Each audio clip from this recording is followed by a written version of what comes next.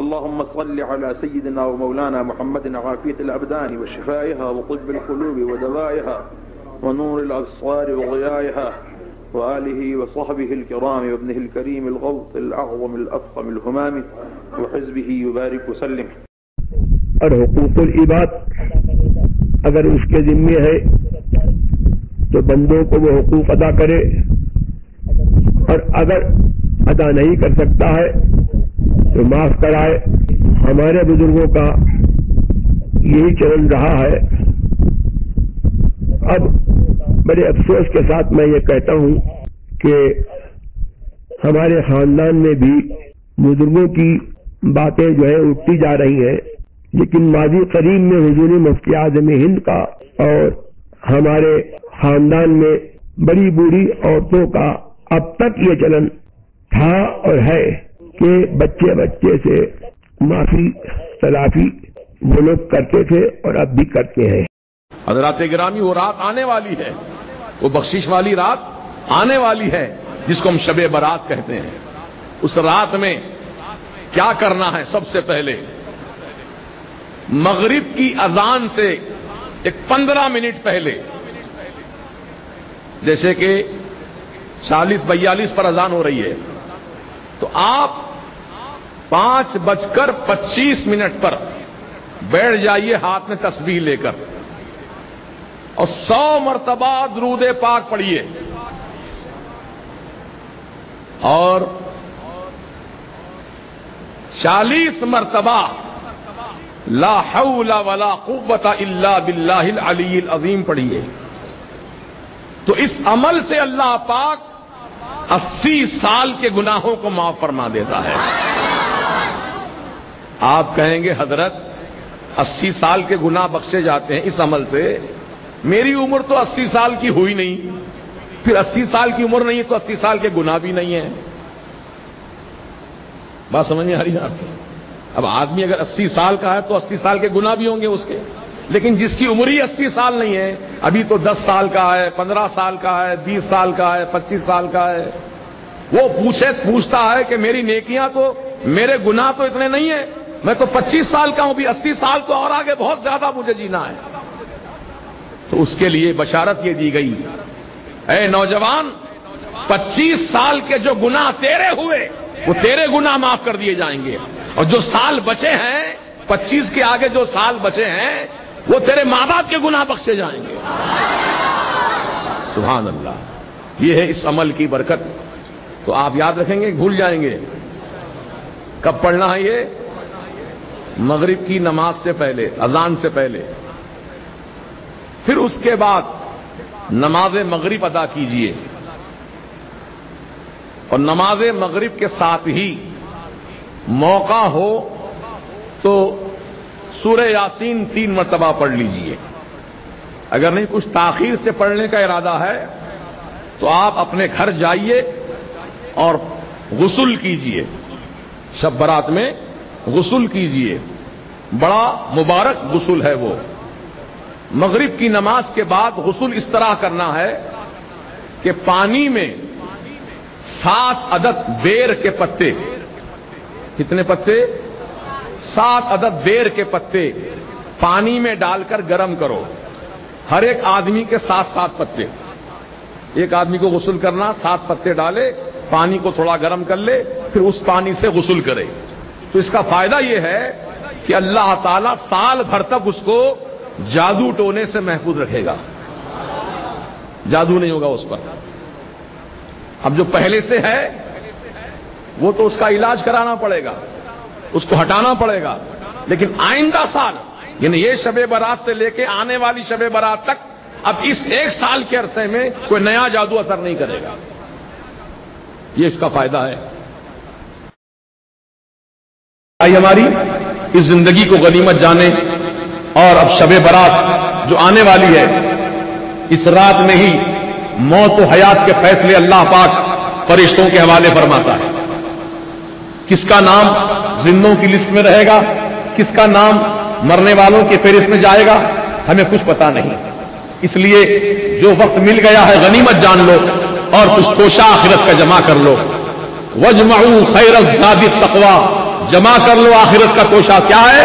آخرت کا توشہ تقویٰ پرہیزگاری ہے، اچھے اعمال ہیں، ان برائیوں سے بچو، برے کاموں سے بچو، اچھے عمل کرو، ہمیشہ نیک کام کرو، اچھائی کی طرف رہو، برائیوں سے دور رہو، انشاءاللہ اس کا فائدہ قبر میں، حشر میں، ہر جگہ آپ کو اللہ تعالیٰ دکھائے گا۔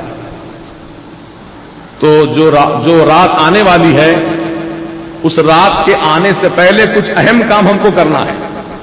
وہ کام کیا ہے؟ حقوق اللہ اور حقوق العباد۔ ایک بندے پر اللہ کا حق ہوتا ہے، جیسے نماز ادا کرنا اللہ کا حق ہے ہم پر، روزہ رکھنا اللہ کا حق ہے ہم پر، زکات دینا اللہ کا حق ہے ہم پر، حج کرنا یہ اللہ کا حق ہے ہم پر۔ اس کو کہتے ہیں حقوق اللہ، یہ اللہ کے حقوق ہیں۔ ایک حقوق العباد، بندوں کا حق۔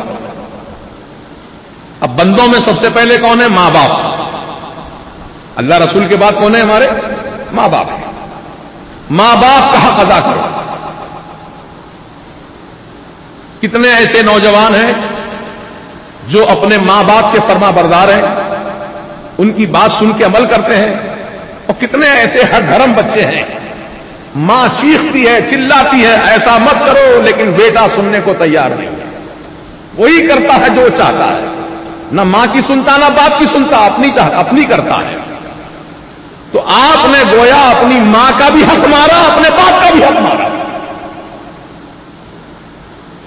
تو ماں اور باپ کا حق مارنے والوں کے لیے بڑی سخت سزائیں سنائی گئی ہیں، سخت وعیدیں سنائی گئی ہیں۔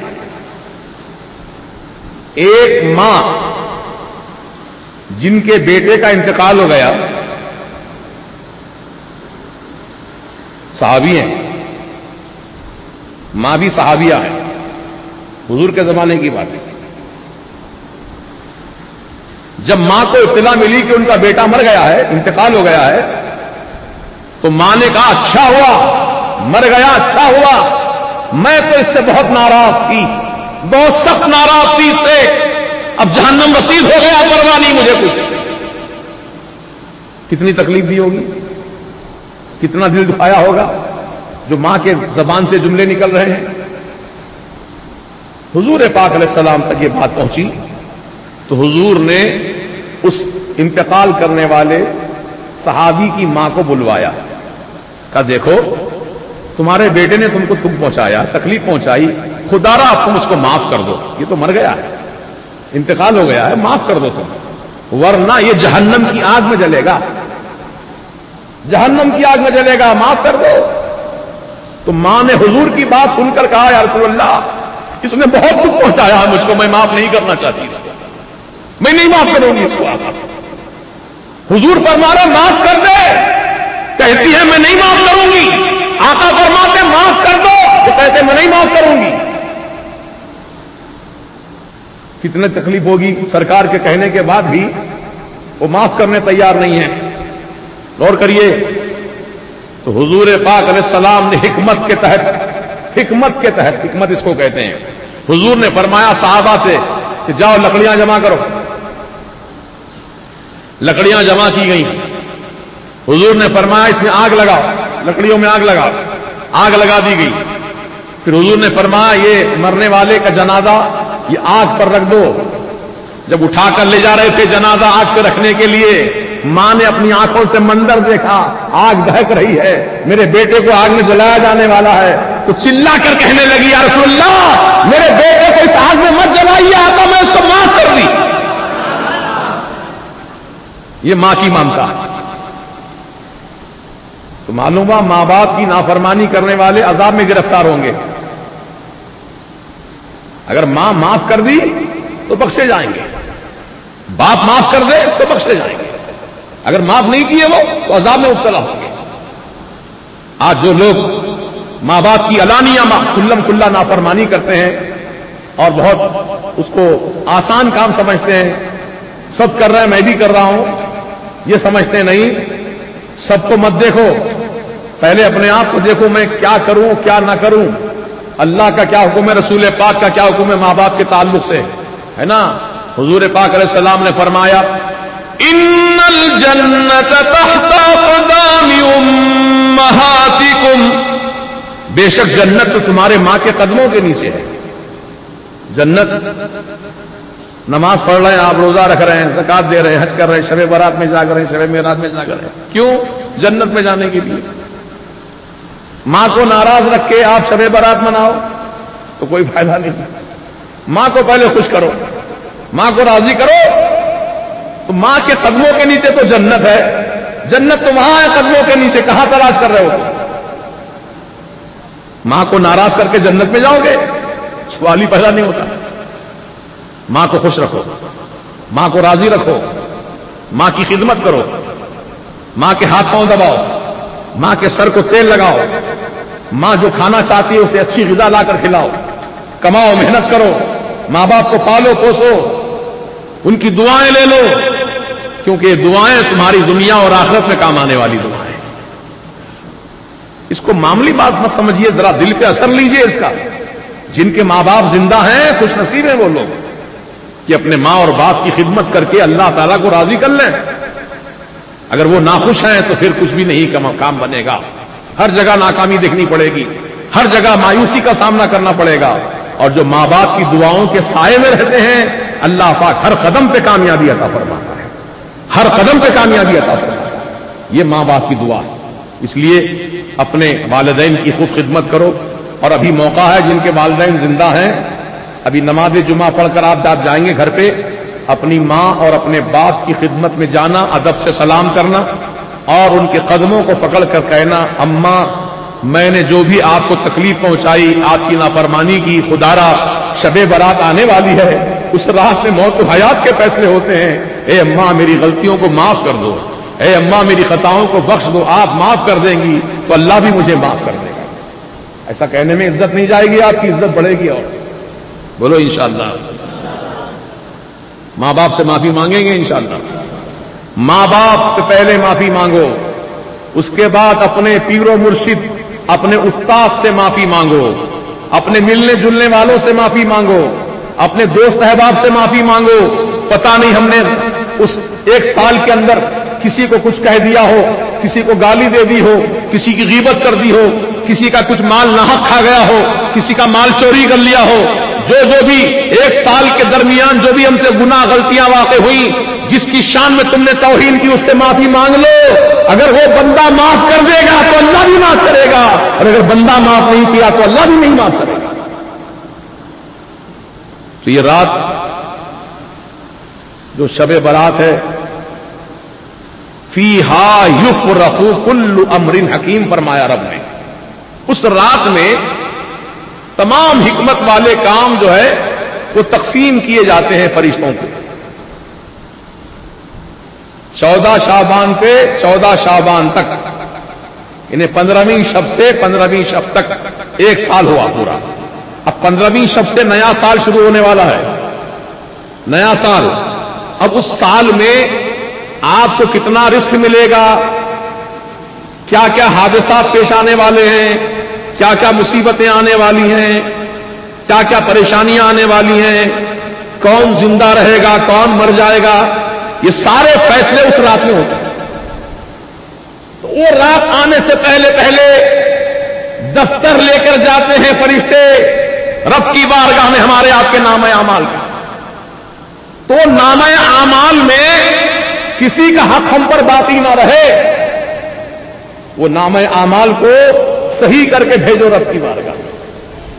اس کے لیے پہلے معافی مانگو، کہیں ایسا نہ ہو کہ ہمارے نامہ اعمال میں گناہ، غلطیاں، خطائیں، غیبتیں، شکایتیں، چوری چکاری سب لکھا ہوا ہے، اور وہ دفتر رب کی بارگاہ میں جائے تو کیا حال ہوگا. اس کے لیے اپنے دفتر کو نیکیوں سے بھر کے بھیجو. جس کی بھی شان میں گستاخیاں کی ہیں نا، ارے آج کل اتنے بےہودہ لوگ ہیں، اللہ رحم کرے، اخلاق نہیں ہے، تعلیم و تربیت نہیں ہے. ارے عام انسان تو عام انسان ہے، پڑھے لکھے اپنے آپ کو مولوی عالم کہلانے والے بھی گالی بکتے ہیں. اب کیا کہا جائے؟ عام آدمی اگر یہ غلطی کرے تو بات سمجھ میں آتی، بھائی جاہل آدمی ہے، غلطی کر لیا. لیکن علم رکھنے والا، جاننے والا ہر چیز کو، کسی کو گالی بک دے کسی پر الزام تراشی کر دے کتنا بڑا گناہ ہے. لوگ سمجھنے نہیں ہیں. یہ کہتے ہیں کہ وہ دنیا ہے بس یہیں پر مزے اڑا لو, کھاؤ پیو موج مستی کرو, مرنے کے بعد دیکھا جائے گا. کیا دیکھتا دنیا میں کچھ نہیں دیکھ لے رہا اپنے آپ کو, تو آخرت میں کیا دیکھے گا, ہے نا. اب یہاں تو پھر بھی کچھ چیزیں ہمارے اختیار میں ہیں, مرنے کے بعد تو اختیار ختم, پاور ختم, پڑے ہیں بس قبر میں, حرکت نہیں کر سکتے, اٹھ نہیں سکتے, بیٹھ نہیں سکتے. عام انسانوں کی بات کر رہا ہوں, لیکن جو اللہ کے خاص بندے ہیں ان کا معاملہ الگ ہے. جیسے انبیاء کرام ہیں, صدیقین ہیں, شہداء ہیں, صالحین ہیں, کہ ان کی شان کی بات الگ ہے. عام انسانوں کی بات کر رہا ہوں, مرنے کے بعد قبر میں بے حس پڑے ہیں. چونٹی بھی کھا رہی ہے تو آپ اس چونٹی کو الگ نہیں کر سکتے اپنی باڈی سے, اتنے مجبور ہیں. دیمک لگ گئی ہڈیوں میں, دیمک کو صاف نہیں کر لے سکتے. دنیا میں تو پاور ہے, آپ کو اختیار ہے, چونٹی کہیں کاٹتی ہے تو رگڑ کے مسل دیتے ہیں آپ. لیکن قبر میں چونٹیاں لگیں گی, موٹی موٹی چونٹیاں, جسم نوچ نوچ کے کھاتی رہیں گی, لیکن چونٹی کو آپ ہٹا نہیں سکیں گے جگہ سے.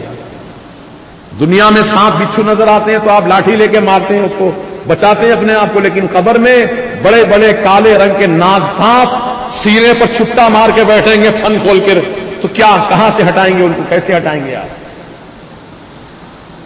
غور کرو. اس کے لیے توبہ کا دروازہ کھلا ہے, معافی نامے کا دروازہ کھلا ہے. لہذا ہم آپ آپس میں دوسرے سے معافی چاہ لیں, ہر آدمی دوسرے آدمی سے معافی چاہ لیں. میں بھی آپ سب سے معافی چاہتا ہوں.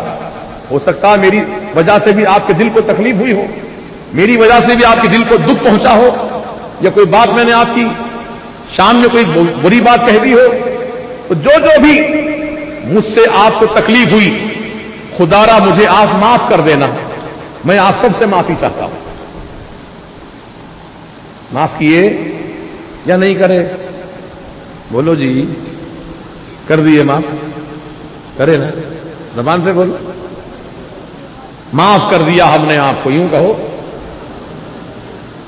الحمدللہ. بہت خوشی کی بات ہے کہ آپ نے میری خطاؤں کو معاف کر دیا.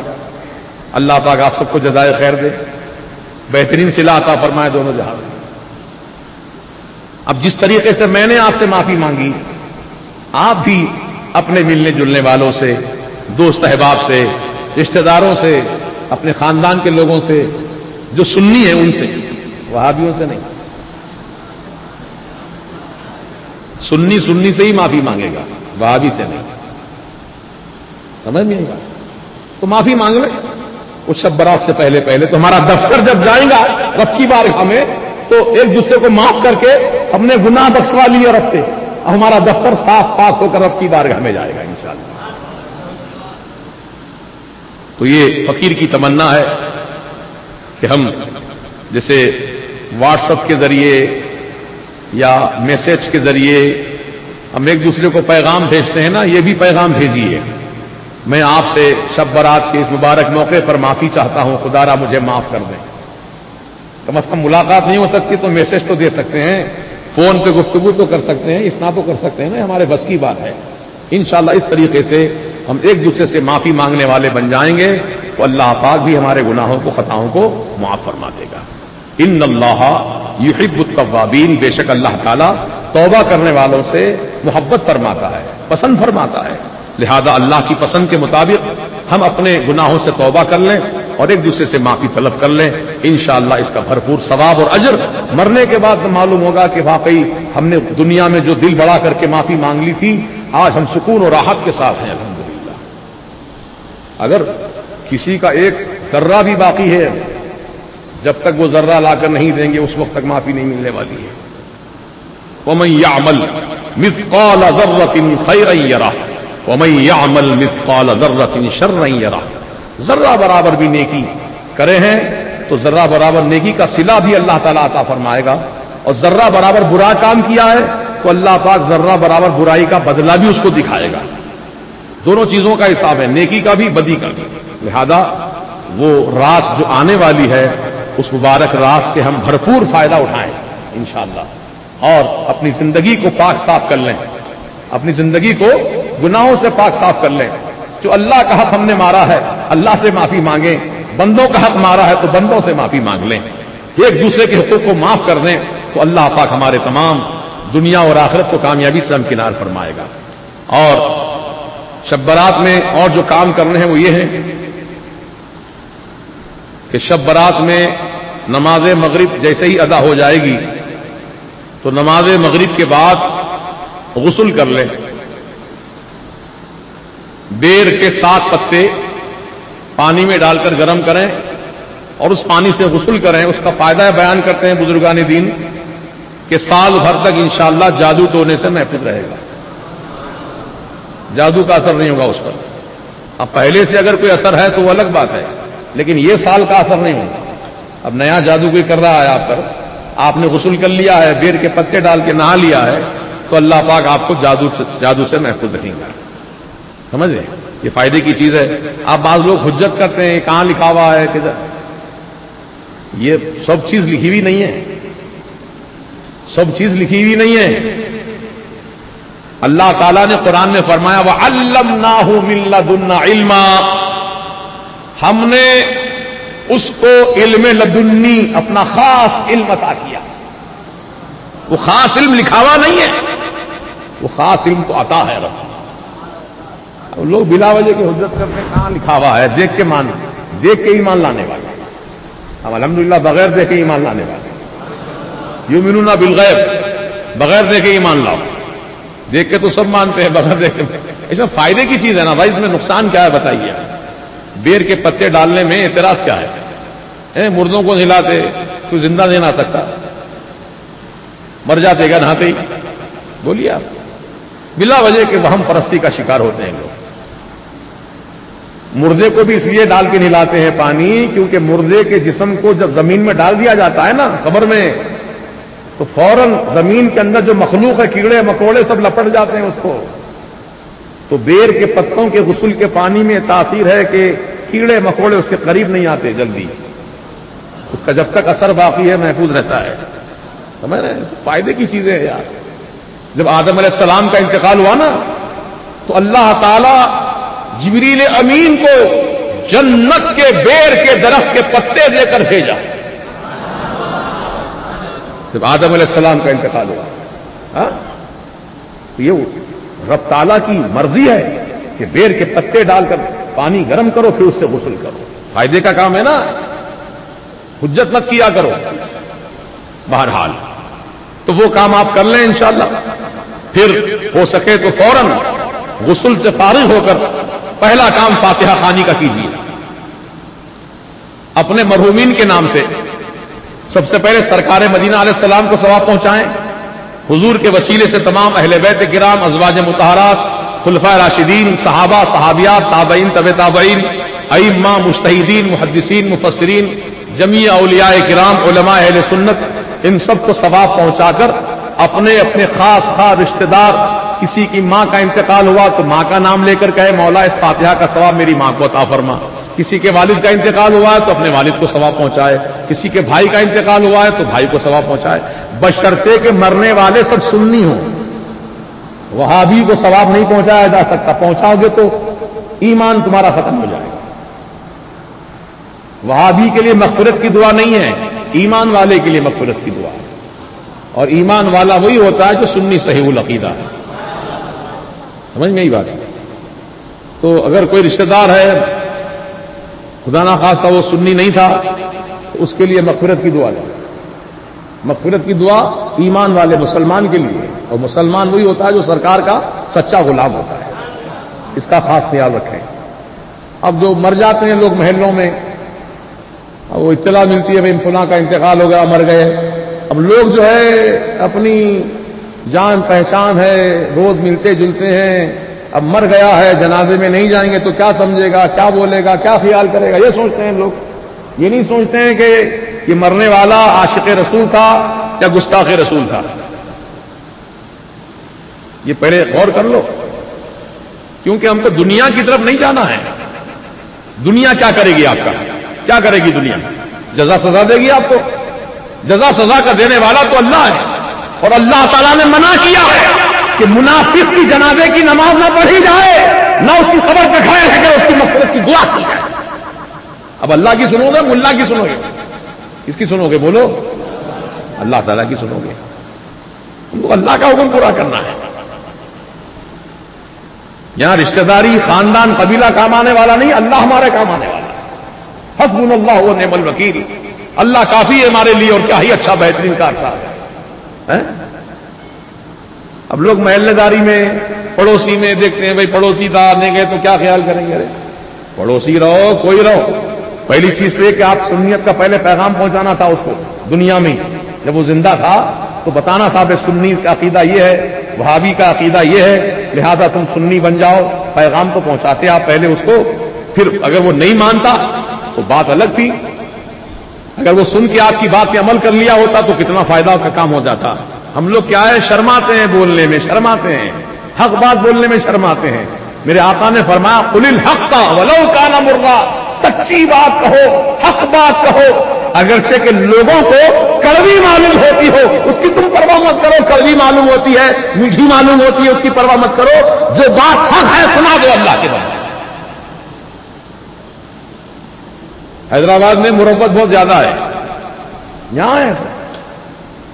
ابھی میں گیا تھا، مالیگاؤں کی بات ہے، جہاں میرا جلسہ تھا نور باغ چوک میں، وہ علاقہ پورا وہابیوں کا ہے، پہلی بار مرتبہ جلسہ تھا سنیوں کا، بہت کامیاب جلسہ ماشاءاللہ۔ وہ اسٹیج کے بالکل بازو ایک شادی خانہ تھا، اس میں کسی وہابی جو بہت بڑا رئیس آدمی ہے وہاں کا مالیگاؤں کا، اس کی بچی کی شادی تھی۔ تو ڈاکٹر رئیس صاحب جو مالیگاؤں کے سنیوں کے ایک ذمہ دار آدمی ہیں، وہ وہاں جلسے میں انتظامات میں مصروف تھے، تو ان کو دیکھ کر کہا ڈاکٹر صاحب میں رخہ بھجوایا تھا آپ کو، آپ کا انتظار کر رہا ہوں، دعوت میں آئیے۔ تو ڈاکٹر صاحب نے کہا مجھے تمہارا کوئی رخہ ملا ہی نہیں، اگر مل بھی گیا ہوتا تو میں تمہاری دعوت میں آتا نہیں۔ کلم کلا کہہ دیا، مصروفیت تھی ذرا، وہاں چلے گا تھا میں، کام تھا ذرا، مصروفیت تھی، نہیں آ سکا، معاف کرنا۔ معافی چاہنے کی کیا ضرورت ہے وہابی سے؟ ارے جو حضور کا نہیں ہے وہ تمہارا کیسے ہو سکتا ہے؟ غور کرو ذرا، ہمارے پاس جو ہے یہ دوغلا پن ہوتا ہے، سامنے کچھ اور پیچھے کچھ اور نہیں، جو سامنے ہے وہی پیچھے رہو، جو پیچھے ہے وہی سامنے رہو۔ یہ کیفیت پیدا کرو اپنے اندر، کب کریں گے کیفیت پیدا؟ جیسا کہ ایک وہابی، حالانکہ مرید بنا تھا میرا، وہ مرید بن کر کے چلا گیا تبلیغی جماعت میں، مجھے علم ہو گیا یہ تبلیغی جماعت میں چلا گیا، تو میں نے اس کو آگاہ کیا، دیکھ تو مرید ہوا ہے، لہذا تبلیغیوں کی صحبت میں مت جا ورنہ تیرا ایمان برباد ہو جائے گا۔ میری بات نہیں مانی، اس نے چلا گیا، دوستانے میں چلا گیا۔ اب ایک شادی کی دعوت میں اتفاق سے وہ بھی آیا اور میں بھی گیا، اور سب لوگ مجھے مسافہ کرنے لگے، حضرت آئے مسافہ کر، تو وہ بھی اٹھ کر آیا، کس سے مسافہ نہیں کرتا؟ گواہ ہے یہ ہمارے حافظ عبد الرحمان گواہ ہیں۔ ہاں پولیس والا تھا، پھر پولیس والا تھا، ہاں میں نے اس کو ڈانٹ دیا، ہاتھ مت ملانا، مسافہ نہیں کرنا، سلام نہیں کرنا، تمہاری لائن الگ ہے، ہماری لائن الگ ہے، کیا مطلب تم کو ہمارے سے کیوں سلام کرتے ہو؟ میں ہاں بہرحال بولنے کا مطلب یہ ہے کہ آدمی میں جرأت ہونی چاہیے، ہمت ہونی چاہیے، اور اللہ پر یقین رکھو، اللہ کارساز ہے۔ کسی بندے کو دیکھ کر اپنا بیان نہیں بدلو، جو بات حق والی ہے بولو۔ اللہ تعالی ہمیں توفیق رفیق عطا فرمائے، صراط مستقیم پر قائم رکھے۔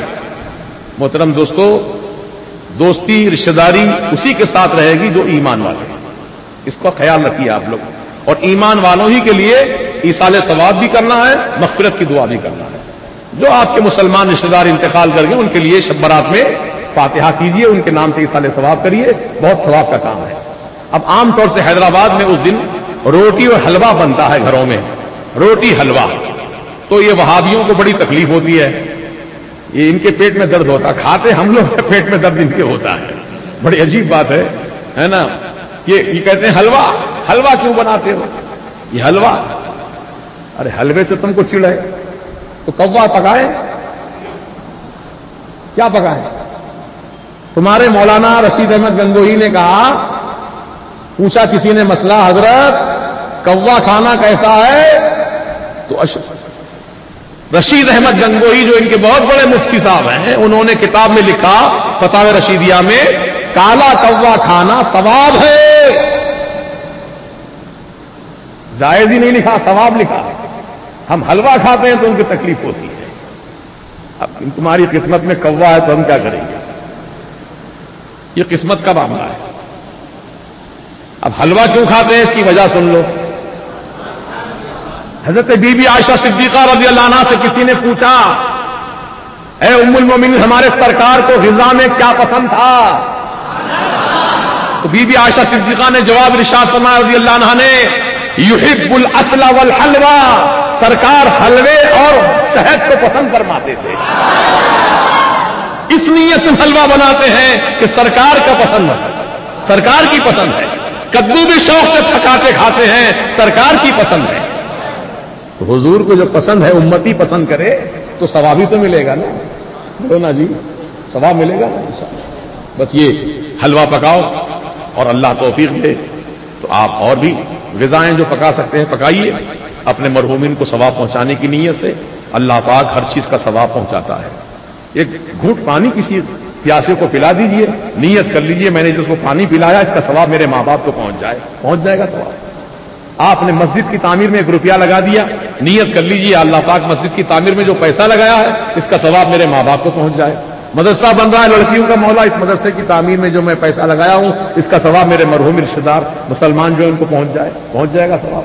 تو جو نیت کے ساتھ انشاءاللہ عمل کرے گا اللہ پاک اس کی نیت کے مطابق اس کو اجر و ثواب عطا فرمائے گا۔ اب چونکہ وقت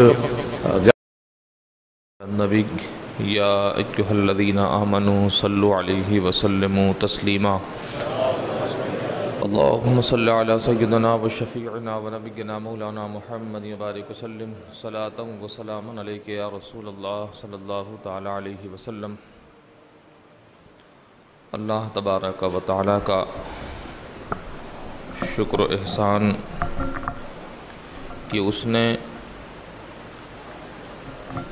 اپنے برگزیدہ بندوں کو انسانوں کی ہدایت کے لیے مبعوث فرمایا اور ایسے ایسے دن اور رات بنائے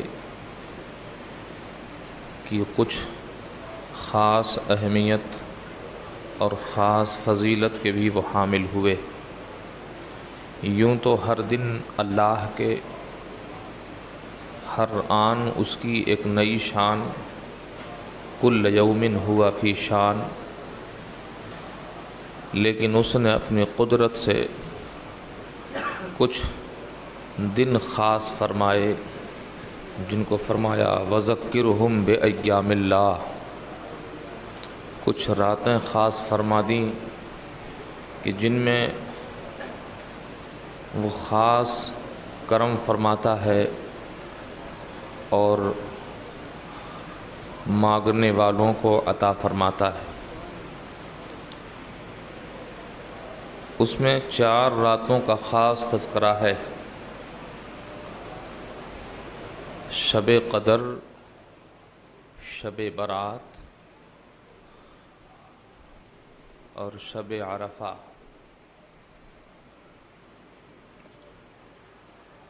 اللہ تبارک و تعالی نے آسمان میں دروازے بھی بنائے، اور ایک روایت ہم نے پڑھی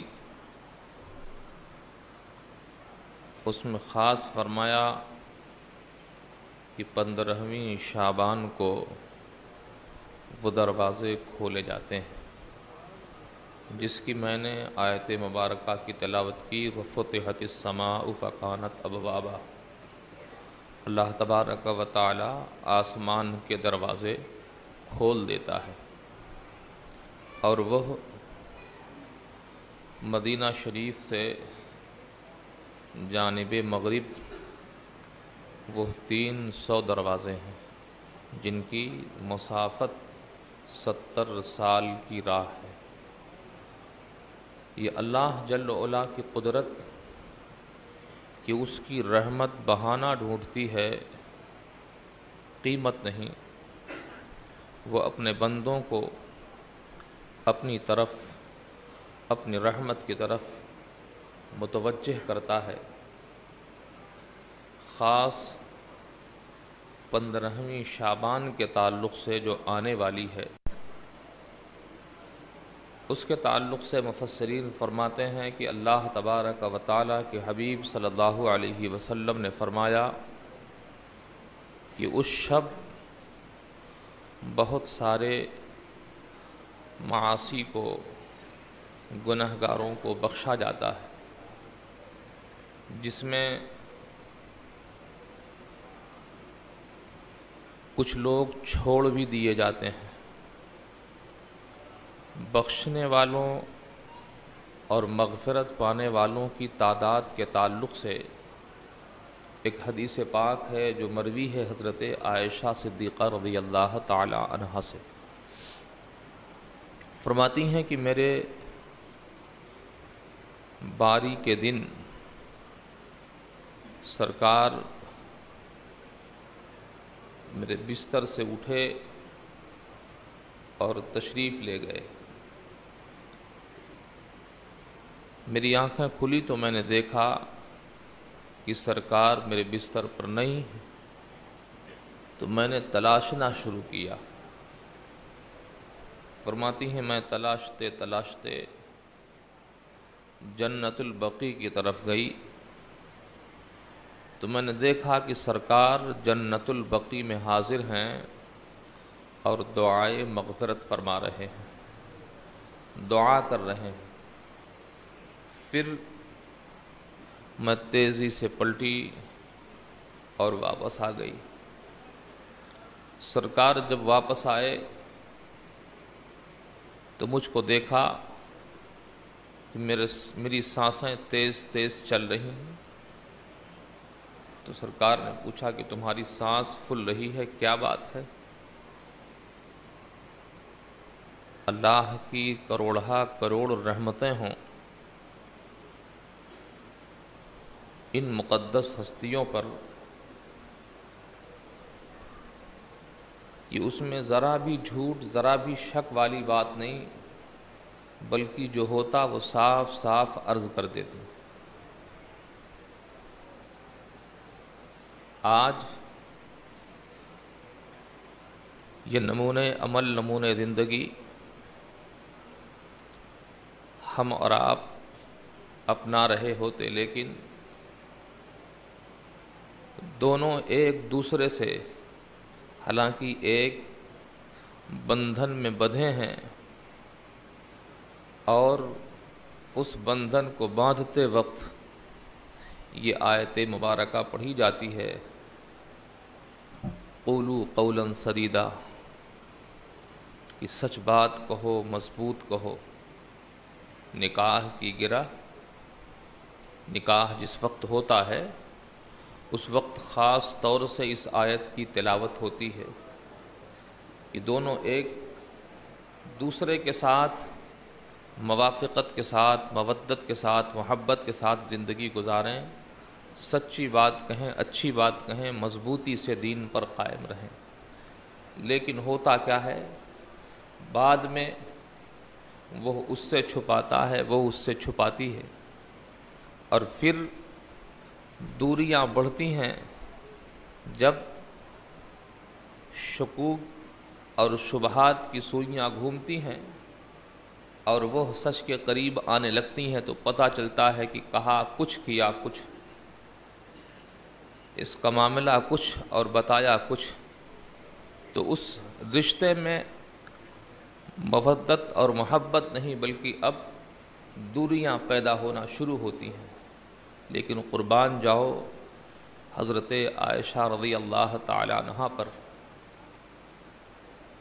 اس بات سے ڈر سکتی تھی، کہہ سکتی تھی، لیکن کہا تو سچ کہا۔ عرض کرنے لگیں یا رسول اللہ صلی اللہ علیہ وسلم، میری آنکھ کھلی تو میں نے آپ کو بستر پر تلاش کیا، اور جب بستر پر میں موجود نہیں پایا تو مجھ کو خیال آیا کہ کہیں ایسا تو نہیں سرکار کہیں اور تشریف لے گئے ہوں، کسی اور ازواج کے پاس تشریف لے گئے ہوں۔ تو میں نے تلاشنا شروع کیا، ڈھونڈنا شروع کیا، لیکن میں نے نہ پایا۔ یہاں تک کہ جنت البقیع پہنچی تو میں نے دیکھا کہ آپ دعا میں مشغول ہیں۔ تو میرے دل کو قرار آیا اور میں فوراً واپس جلدی آ کے پھر اپنے بستر پر لیٹ گئی۔ تو یہ جو جلدی جلدی آنے کی وجہ سے میری سانس پھول رہی ہے۔ اللہ کے حبیب صلی اللہ علیہ وسلم مسکرائے ارشاد فرماتے ہیں کہ کیا تم نے یہ سمجھا کہ اللہ اس کا رسول تم پر ظلم کرے گا؟ حالانکہ نبی پر نہ مہر واجب ہے اور نہ ہی یہ، لیکن اس کے باوجود وعدہ کیا، اسی وعدے کے مطابق اس کو ظلم سے تعبیر کیا کہ میں نے وعدہ کیا کہ تم کو انصاف سے رکھوں گا، باری مقرر کی، تو اگر اس کے خلاف کیا تو وہ ظلم ہوگا۔ تو اس معنی کر کے سرکار نے فرمایا کہ کیا تم نے یہ سمجھا کہ اللہ اور اس کا رسول تم پر ظلم کرے گا؟ ہرگز ایسا نہیں، ہرگز ایسا نہیں۔ فرماتے ہیں کیا تجھے نہیں معلوم کہ آج کیا دن ہے، کیا رات ہے؟ عرض کی نہیں یا رسول اللہ صلی اللہ علیہ وسلم۔ تو سرکار نے فرمایا کہ آج 15ویں شعبان کی شب ہے، آج 15ویں شعبان کی شب ہے۔ اللہ تبارک و تعالی آج کے شب اپنے بندوں کو بنی کلب کے بکریوں کے بال سے زیادہ لوگوں کی بخشش فرما دیتا ہے۔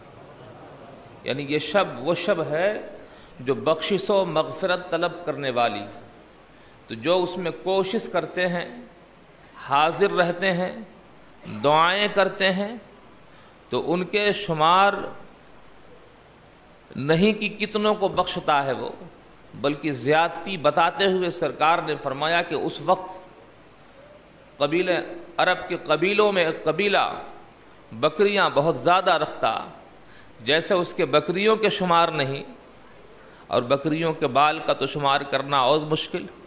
اسی لیے سرکار نے فرمایا کہ طلب مغفرت، بخشش طلب کرنے والے اس دن کی انتہا ہی نہیں کہ کتنوں کو بخشتا ہے وہ، بلکہ فرمایا بنی کلب کے بکریوں کے بال سے زیادہ لوگوں کی بخشش کرتا ہے۔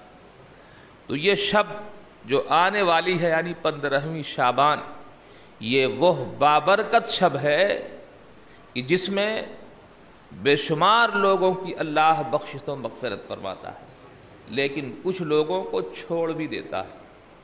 کچھ لوگ اس شب کی برکت سے محروم بھی رہتے ہیں۔ وہ کون لوگ ہیں؟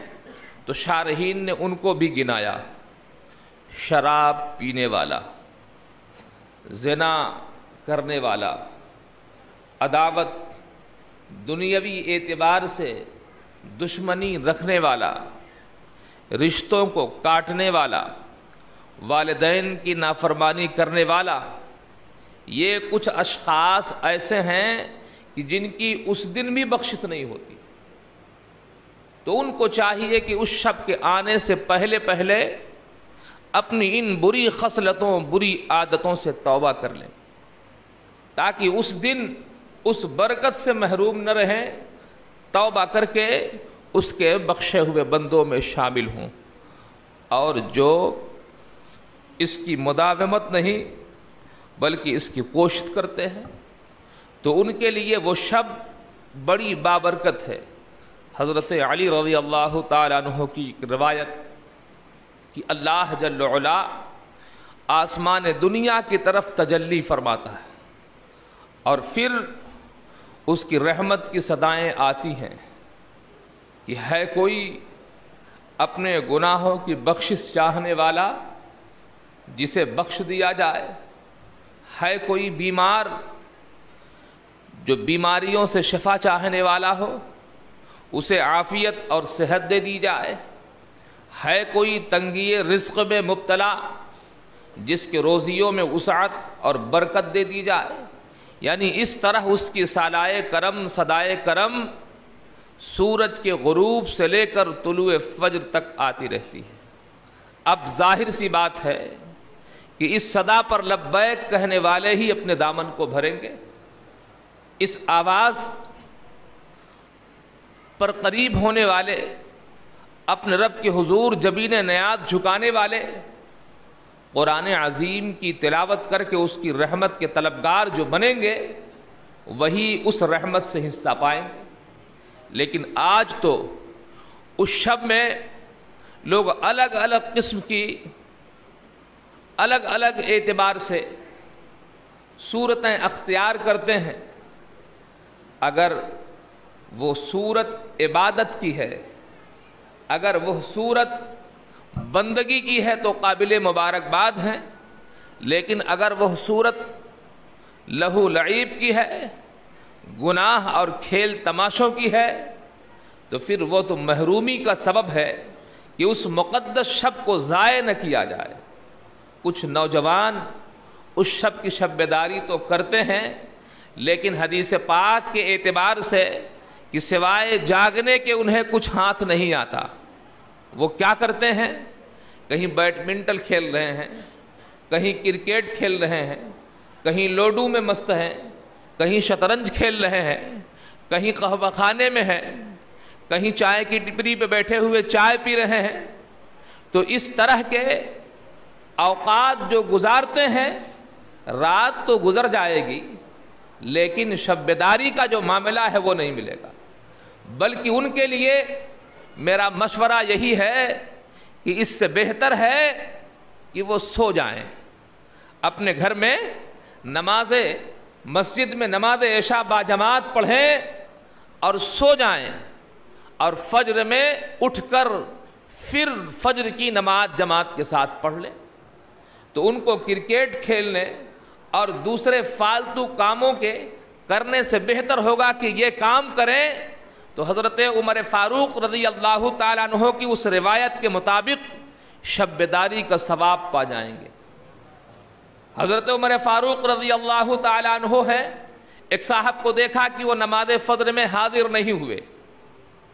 آج اکثر و بیشتر ایسا ہوتا ہے، لیکن ہم اگر ہماری دعوتوں میں کوئی نہ آئے تو ہم اسے معلوم کرتے ہیں کہ کیوں نہیں آیا، ہمارے کوئی کام پڑے نہ آئے تو ہم اسے معلوم کرتے ہیں کہ کیوں نہیں آیا۔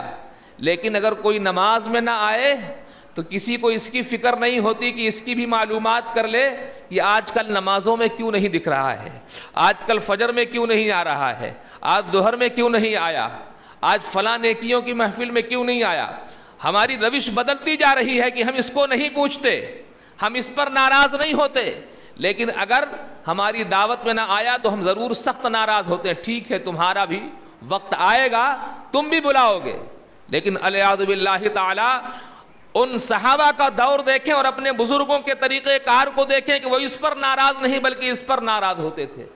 حضرت عمر فاروق رضی اللہ تعالیٰ عنہ نے فجر کی نماز پڑھائی، اور نماز پڑھانے کے بعد ایک نگاہ ڈالی تو دیکھا کہ ایک صاحب نہیں ہے۔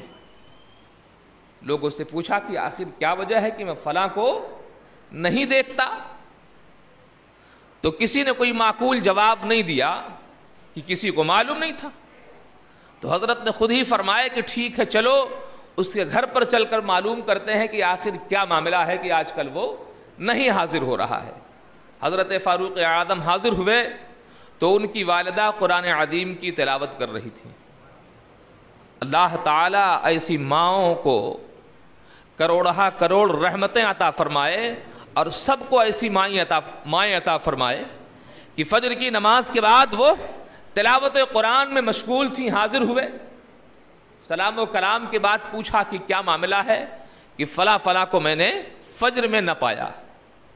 تو وہ کہنے لگی کہ دراصل وہ رات میں عشاء سے فارغ ہو کے جب آئے تو وظائف میں، اوراد میں، قرآن عظیم کی تلاوت میں اور نوامدوں میں مشغول تھے، دیر ہو گئی، رات کافی جب بھیگ گئی تو اب چونکہ انہیں خطرہ تھا کہ کہیں ایسا نہ ہو کہ نیند آ جائے اور نماز قضا ہو جائے، تو انہیں کوشش یہ کی کہ جیسے ہی فجر کا وقت شروع ہوا فوراً نماز فجر پڑھ لی، نیند انہیں آ رہی تھی، نماز فجر پڑھ کر وہ سو گئے۔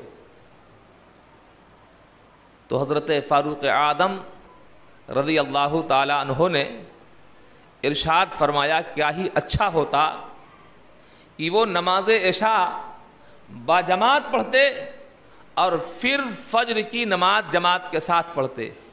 میں نے آقائے دو عالم صلی اللہ علیہ وسلم سے سنا ہے کہ جس نے عشاء کی نماز جماعت کے ساتھ پڑھی اور پھر فجر کی نماز جماعت کے ساتھ ادا کیا، اللہ تعالیٰ اسے رات بھر شب بیداری کا ثواب عطا فرماتا ہے، رات بھر شب بیداری کا ثواب عطا فرماتا ہے۔ جماعت کی پابندی، انہوں نے نماز نہیں چھوڑی تھی، صرف جماعت، اور وہ بھی اس وجہ سے، لیکن ان کو تنبیہ فرما رہے کہ نہیں حدیث پاک میں یہ ہے۔ تو وہ لوگ جو بائیکیں چلاتے ہیں اور کچھ تو چرا کے چلاتے ہیں، یہ حال ہے۔ کہیں اگر مسجد کی باہر بائک کھڑی ہے تو اسے بھی غائب کر دیا، کہیں پیٹرول غائب کر دیا۔ یہ شب جب آتی ہے، اللہ تعالیٰ اپنی پناہ میں رکھے، نوجوانوں کو نہ جانے کیا ہو جاتا ہے کہ اس شب میں بہت ساری شرارتیں سوچتی ہیں، نہیں بلکہ اس شب اللہ کی رحمتیں اترتی ہیں۔ تمہیں کم سے کم دوسری شبوں کو غارت کیا تو کم سے کم اس رات کی حفاظت تو کر لیتے۔ اس رات تم اپنے معبود کے حضور حاضر ہو جاتے تو ممکن ہے جو اور راتوں کو تم نے کھویا ہے، اس ایک رات کی رحمت کی برکت سے اب کھونے والے نہیں بلکہ اب راتوں کی رحمت کے پانے والے ہو جاتے۔ تو اس لیے برائے کرم اس شب کو افراتفری سیر و تفریح میں غارت اور خراب نہ کریں، بلکہ اللہ رسول کے حضور جبین نیاز جھکا کر اس کی رحمت کے طلبگار بنیں، اپنے گناہوں کی بخشش چاہیں، اپنے اہل و عیال کے ایمان و عقیدے کی بقا چاہیں، اور خود جو اسلام اور مسلمانوں پر مصائب اور آلام آ رہے ہیں ان کی نجات اور ان سے رہائی کی دعا کریں، اس لیے کہ مصائب و آلام سے چھٹکارا کوئی اور نہیں، اگر دلا سکتا ہے تو وہ پروردگار عالم ہی، اگر وہ محفوظ رکھے تو کوئی مردود ذکر نہیں پہنچا سکتا، تکلیف نہیں پہنچا سکتا، لیکن اگر اس کی رحمت ہم سے روٹھ جائے تو پھر کوئی ہمیں محفوظ نہیں رہ سکتا۔ اس لیے ہمیں اس کی رحمت کے طلبگار بننے کی ضرورت۔ آنے والی شب انشاءاللہ اہتمام خود مسجد عمر فاروق میں اس بات کا رہے گا کہ مغرب کے بعد جو نوافل پڑھی جاتی ہے سورہ یاسین شریف کے ساتھ، اس کا اہتمام ہوگا کہ مغرب کے بعد نمازیں پڑھیں اور پھر عشاء کی نماز سے فارغ ہو کر رات کے اوراد و وظائف کا جو معمول ہوگا وہ اس طرح ہوگا کہ انشاءاللہ سماعت قرآن کی محفل منعقد ہوگی۔ اچھے قرآن کے پڑھنے والے قرآن پڑھیں گے اور آپ سماعت کریں، پھر درود پاک کی محفل ہوگی، پھر نوری محفل سجے گی، انشاءاللہ نبی کی نعت پڑھیں گے، پھر ان پر تشریحات اور تفصیلات کے ساتھ کچھ نصیحتیں اور کچھ بیان ہوں گے، پھر حلقہ ذکر و دعا، اور انشاءاللہ پھر سحری کر کے یہاں سے نماز فجر پڑھ کر آپ جائیں۔ تو اگر اللہ آپ کو توفیق دے تو اس شب کی قدر کریں تاکہ برکتوں سے بہرور ہو سکیں۔ ایک بزرگ نے فرمایا کہ کھیتیوں کے بھی 3 دن ہوتے ہیں، ایک بوائی کے، ایک سچائی کے اور ایک کٹائی کے۔ فرمایا رجب وہ مہینہ ہے بیج بونے کا، اور شعبان وہ مہینہ ہے کہ اس میں سچائی کی جائے، اور رمضان وہ مہینہ ہے کہ اس میں پھلوں کی کٹائی کی جائے. اور سرکار نے فرمایا کہ رجب اللہ کا مہینہ، شعبان میرا مہینہ اور رمضان میرے امتیوں کا.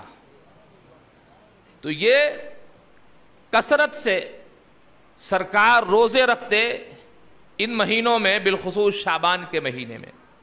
اور پھر رمضان تو رمضان ہے، تو رمضان کی تیاری کے لیے شعبان ہی سے اہتمام فرماتے. تو ہمیں بھی چاہیے کہ ہم اس کا اکرام کریں، اپنے آپ کو گناہوں سے بچائیں اور اللہ تبارک و تعالیٰ سے ان موجودہ حالات کے تعلق سے نبی کے وسیلے دعا کریں کہ اللہ ظالموں کو خائب و خاسر اور مسلمانوں کے ایمان و عقیدے کی حفاظت، مساجد و مقابر، خانقاہوں اور مدرسوں کی حفاظت فرمائے. اللہ جل وعلا ہم سبوں کو دین کا نفع بخش علم اور اس پر عمل کی توفیق عطا فرمائے.